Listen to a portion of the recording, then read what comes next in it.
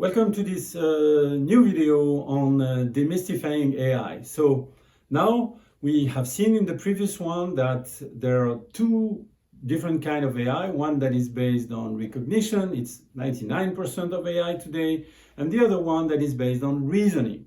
And the question is, okay, in what is it different, and is there really things based on reasoning? I mean, mimicking reasoning part of the human brain. So let's first have a look at recognition. Well, recognition, it's AI that you know already, I'm sure. It's, for example, you take an X-ray image and you want to know if there is a lung cancer. So this AI is able to, because it has learned on a lot of X-ray image, and it's being able to do much better than experts, medical doctors. Another one is if you want to do automatic subtitles in videos. Well, once again, having learned on many videos how to recognize the human voice and the sound and the words and transforming that into text, it's exactly recognition, recognizing the words. Or in the industry, for example, when you do what is called predictive maintenance. So you have a machine, you have a lot of sensors in this machine, you look at a lot of data in this machine, and you have learned from the past, from data from the past on this machine, in which situation, when there is a pattern in the data that says that, oh, maybe in 3 hours, 4 hours, tomorrow, I don't know, there will be a failure on this machine. So here you see that's what is based, recognition-based artificial intelligence.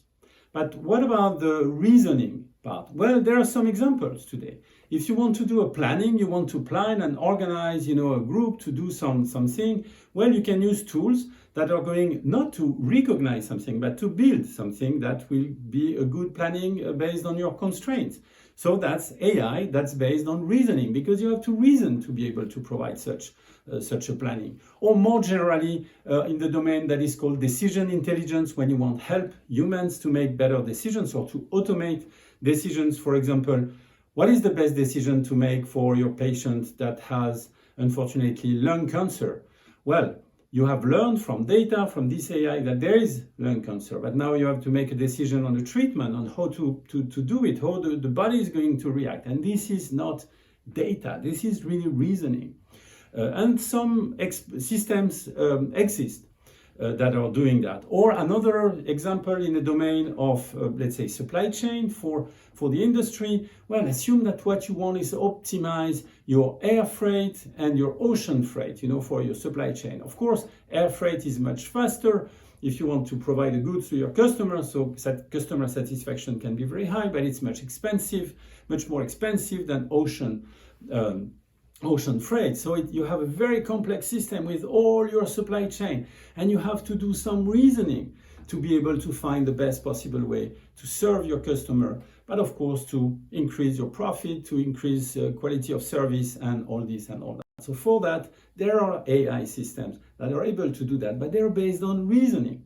And if you look at these two things, where recognition, the recognition part, you can realize that is really based on data. You have looked at data from the past, a lot of data of X-ray image or of videos or for this machine and the data from the past, and you learn knowledge about what you consider based on this data.